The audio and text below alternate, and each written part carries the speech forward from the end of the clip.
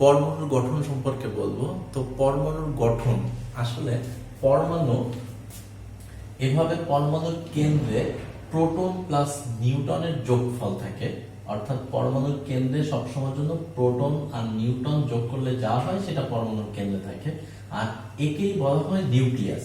তার মানে প্রোটন আর নিউটন সংখ্যার যোগফলকে বলা হয় নিউক্লিয়াস।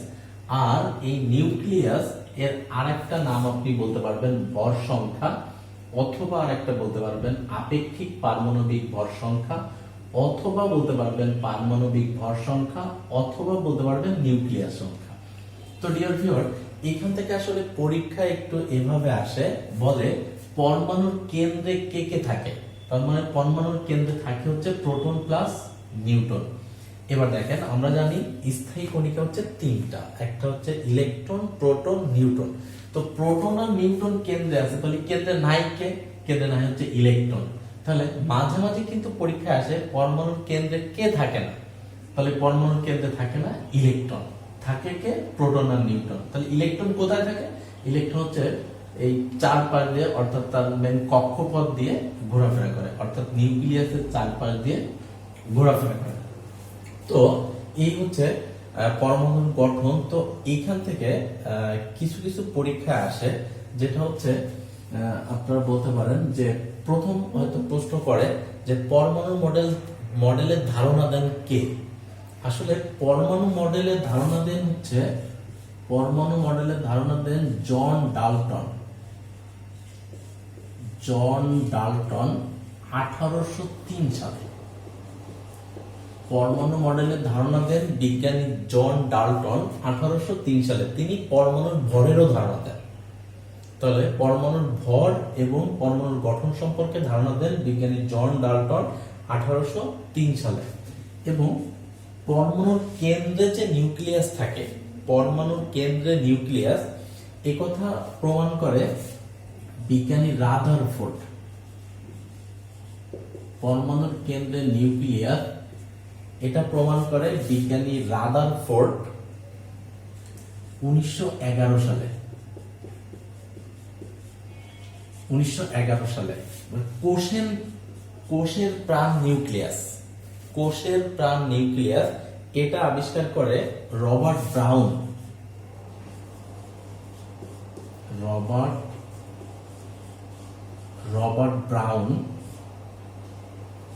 1831 সালে। তাহলে একই কথা, অর্থাৎ পরমাণুর মডেল সম্পর্কে ধারণা দেন জন ডাল্টন 1803 সালে। তিনি পরমাণুর ভরেরও ধারণা দেন এবং পরমাণুর কেন্দ্রে যে নিউক্লিয়াস, এই কথা প্রমাণ করেন বিজ্ঞানী রাদারফোর্ড 1911 সালে। এবং কোষের প্রাণ নিউক্লিয়াস, এটা ব্যাখ্যা করে হচ্ছে বা আবিষ্কার করে হচ্ছে রবার্ট ব্রাউন 1831 সালে। তো এইখান থেকে আরো কিছু প্রশ্ন আসে, যে এরকম যে প্রত্যেক পরমাণু সমূহ চার্জ নিরপেক্ষ। তো এর কারণ হচ্ছে প্রত্যেক পরমাণুতে অবস্থিত ইলেকট্রন আর প্রোটন সংখ্যা সমান। যখনই কোনো পরমাণুতে ইলেকট্রন আর প্রোটন সংখ্যা সমান হয় না, তখন তার চার্জ নিরপেক্ষ হয়ে যায়। কিভাবে? দেখেন, কারণ একটা পরমাণুর পারমাণবিক সংখ্যা মানেই তার ইলেকট্রন সংখ্যা সমান প্রোটন সংখ্যা। তার মানে আমরা বলতে পারি যে পরমাণু চার্জ নিরপেক্ষ হয় কারণ তাতে অবস্থিত ইলেকট্রন আর প্রোটন সংখ্যা সমান।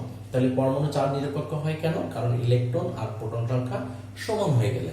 কারণ ধরেন যে সোডিয়াম, আমি সোডিয়াম যদি বলি, সোডিয়ামের ভর সংখ্যা হচ্ছে 23 আর এর পারমাণবিক সংখ্যা হচ্ছে 11। তাহলে এখান থেকে আমরা বলতে পারি যে এটা হচ্ছে ভর সংখ্যা। তাহলে ভর সংখ্যাকে আপনি বলতে পারবেন আপেক্ষিক পারমাণবিক ভর, নিউক্লিয়াস সংখ্যা। আর এটা হচ্ছে পারমাণবিক সংখ্যা, বা এটার নামই হচ্ছে ইলেকট্রন সংখ্যা, বা এটাকে আপনি বলতে পারবেন প্রোটন সংখ্যা। তবে হ্যাঁ, ইলেকট্রন আর প্রোটনের চার্জ আলাদা। যেমন আপনি দেখেন এখানে আমি বলতে পারলাম সোডিয়ামে ইলেকট্রন আছে কয়টা, 11টা, কিন্তু ইলেকট্রনের চার্জ কিন্তু মাইনাস। এবং আমি বললাম এই সোডিয়ামে প্রোটন আছে কয়টা, প্রোটন আছে 11টা, কিন্তু প্রোটনের চার্জ কিন্তু প্লাস। এর আগের লেকচারে আমি দেখাইছিলাম। আর এই ইলেকট্রন আর প্রোটন এদের যোগ বিয়োগ করলে পাওয়া যায় হচ্ছে চার্জ।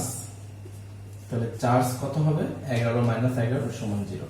তাহলে এখানে সোডিয়াম হচ্ছে চার্জ নিরপেক্ষ। কিন্তু আমরা জানি ভর সংখ্যা সমান হচ্ছে প্রোটন প্লাস নিউট্রন সংখ্যা। তাহলে এবার আমি বলতে পারি প্রোটন প্লাস নিউট্রন সমান হচ্ছে কত, 23। এবার আমি যদি এখানে বসাই প্রোটন কয়টা, 11টা, প্রোটন হচ্ছে 11টা প্লাস নিউট্রন 23, বা নিউটন সমান হচ্ছে 23 - 11 = 12। অর্থাৎ সোডিয়ামে ইলেকট্রন 11টা, প্রোটনও 11টা, আর এর চার্জ হচ্ছে নিরপেক্ষ, আর নিউটন সংখ্যা হচ্ছে 12টা। তো এভাবে আপনি দেখেন প্রত্যেক পরমাণুই চার্জ নিরপেক্ষ হবে, কারণ তাতে অবস্থিত ইলেকট্রন আর প্রোটন সংখ্যা সমান। আর এইভাবে আপনি নিউটন সংখ্যা বের করতে পারবেন। লাইক দ্যাট, আমি যদি আরেকটা উদাহরণ দেই, ধরেন আপনি যদি বলেন যে অক্সিজেনের ভর সংখ্যা হচ্ছে 16 আর পারমাণবিক সংখ্যা হচ্ছে 8। তাহলে এখানে অক্সিজেনের ইলেকট্রন সংখ্যা +8, প্রোটন সংখ্যা হচ্ছে -8, তাহলে চার্জ হচ্ছে 0, আর নিউটন সংখ্যা, তাহলে প্রোটন প্লাস নিউটন সমান হচ্ছে কত, এটা সমান হচ্ছে প্রোটন প্লাস নিউটন সমান হচ্ছে 16।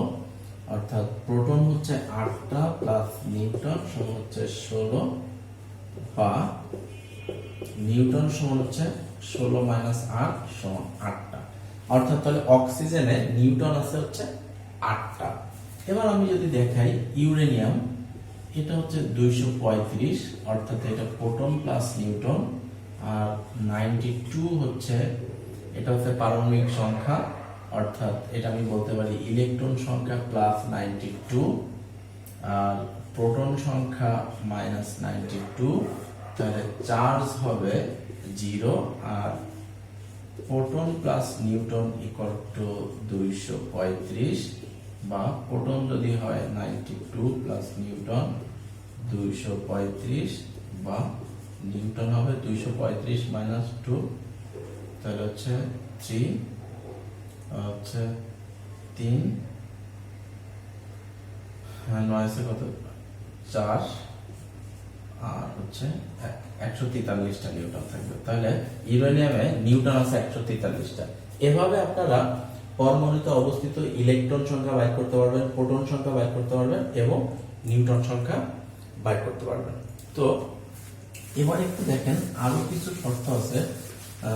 যেমন আমরা যদি বলি যে পরমাণু সমূহ ইলেকট্রন দান করলে ধনাত্মক চার্জে চার্জিত হয়, পরমাণু সমূহ ইলেকট্রন দান করলে ধনাত্মক চার্জে চার্জিত হয়। যেমন পরমাণু সমূহ ইলেকট্রন দান করলে, অর্থাৎ সোডিয়াম যদি একটা ইলেকট্রন দান করে, তাহলে সোডিয়াম ধনাত্মক আয়নে পরিণত হয়, অর্থাৎ ধনাত্মক চার্জে চার্জিত হয়।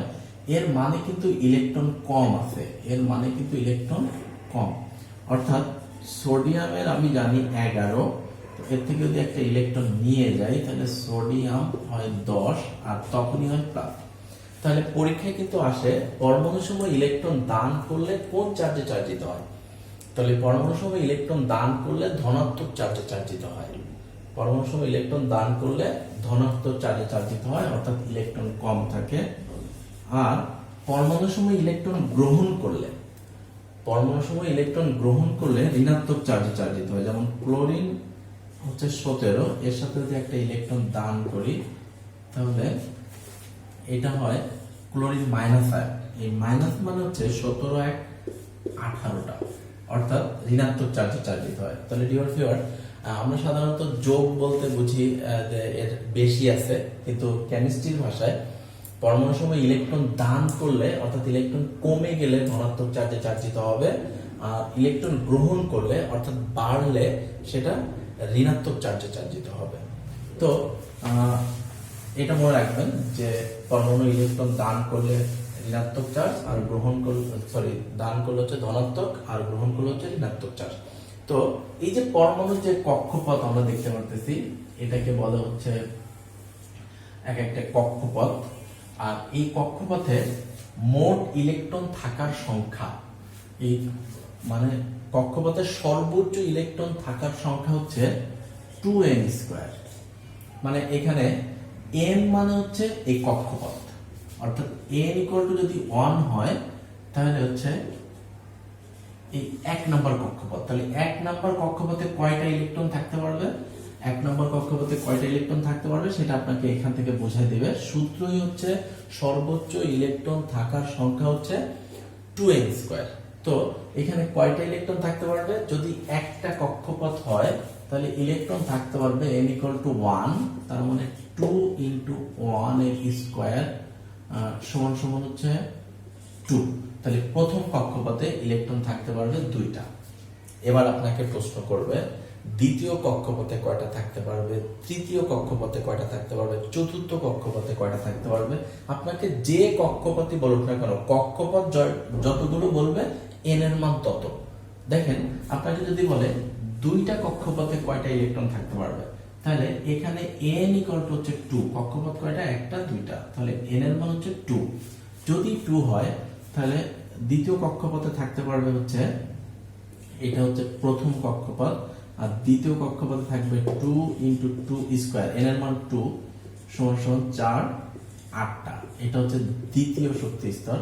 এভাবে যদি বলে তৃতীয় শক্তি স্তর, চতুর্থ শক্তি স্তর, পঞ্চম শক্তি স্তরে কয়টা ইলেকট্রন থাকতে পারবে, দেখেন পঞ্চম শক্তি স্তরে 2 × 5² সমান 50টা ইলেকট্রন থাকতে পারবে। এটা হচ্ছে পঞ্চম শক্তি স্তরে।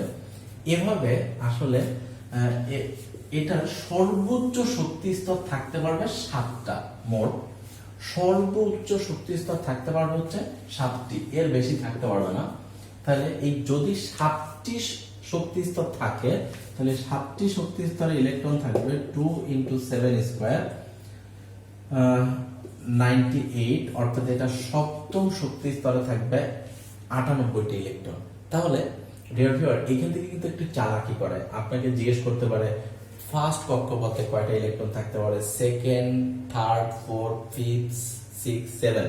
আর যেহেতু মোট কক্ষপথ 7টা, এই জন্য আপনাকে কখনো এভাবে নাও বলতে পারে যে সপ্তম নম্বর কক্ষপথে কয়টা ইলেকট্রন থাকতে পারে, আপনাকে উচ্চারণ করতে পারে শেষ কক্ষপথে কয়টা ইলেকট্রন থাকতে পারে। তো আপনাকে ধরেই নিতে হবে যে শেষ কক্ষপথ মানেই আমার শক্তি স্তর থাকতে পারবে মোট 7টা। আর যেহেতু শক্তি স্তর থাকতে পারবে 7টা, সেহেতু লাস্ট কক্ষপথ হবে 7 নম্বর শক্তি স্তর। আর 7 নম্বর শক্তি স্তরে ইলেকট্রন থাকতে পারবে 98। অর্থাৎ দেখেন, আর আমরা আশা করি এতটুকু মনে হয় বুঝতে পারছেন। তো এবার একটু দেখেন যে আমরা বলি পারমাণবিক সংখ্যা। তো পারমাণবিক সংখ্যা আমরা কিন্তু একটু আগেই বলে আসছিলাম যে পারমাণবিক সংখ্যা মানেই হচ্ছে ইলেকট্রন সংখ্যা, মানেই হচ্ছে প্রোটন সংখ্যা।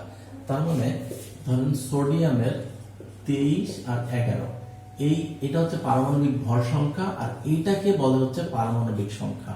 আর এই পারমাণবিক সংখ্যা মানেই হচ্ছে ইলেকট্রন সংখ্যা ইকুয়াল টু প্রোটন সংখ্যা ইকুয়াল টু পারমাণবিক সংখ্যা। তো ডিয়ার ভিউয়ার, আমরা এটাকেই বলবো এখানে পারমাণবিক সংখ্যা। তো আমরা এবার দেখব একটা জটিল জিনিস যেটা পরীক্ষা আসে, আইসোটোপ, আইসোটোন আর আইসোবার। আসলে এই আইসোটোন, আইসোটোপ আর আইসোবার প্রায় পরীক্ষায় আসে আর আমরা ভুল করি। আশা করি আজকের পরে আর ভুল হবে না। তো আপনারা একটু মনে রাখবেন যে আইসো, অর্থাৎ আইসো মানেই হচ্ছে, আইসো মানে একই বা সমান। আইসো মানেই হচ্ছে একই বা সমান। এখন আমরা দেখব একটু সুন্দর করে একটা ঘর করে আইসোটোপ, আইসোটোন আর আইসোবার। তো আমরা একটু দেখব, সেটা হচ্ছে এখানে হচ্ছে নাম, এখানে হচ্ছে প্রোটন সংখ্যা, এখানে নিউটন সংখ্যা, আর এখানে হচ্ছে proton plus Newton equal to কি ভর সংখ্যা। তার মানে আইসোটোপ, টোপ প আপনি এভাবে ধরবেন, আইসোটোপ প, তার মানে যে পরমাণুর প্রোটন সংখ্যা সমান কিন্তু বাকিগুলা সব অসমান। তাহলে যে পরমাণুর প্রোটন সংখ্যা সমান বাকিগুলা অসমান, অর্থাৎ নিউটন সংখ্যা এবং ভর সংখ্যা অসমান, তাকে বলা হয় আইসোটোপ। তো ডিয়ার ভিউয়ার, পরীক্ষায় এসে এভাবে যে পরমাণুর প্রোটন সংখ্যা সমান কিন্তু অন্য সবগুলো অসমান, তাকে কি বলে? আইসোটোপ। বা বলে আইসোটোপের কি সমান? তাহলে আইসোটোপের প্রোটন সংখ্যা সমান। তাহলে আইসোটোপ এর হচ্ছে প্রোটন সংখ্যা সমান, আইসোটোন টোন ন, তাহলে নিউটন সংখ্যা সমান। তাহলে যে পরমাণুর নিউটন সংখ্যা সমান কিন্তু প্রোটন সংখ্যা এবং ভর সংখ্যা অসমান, তাদেরকে বলা হয় আইসোটোন। আর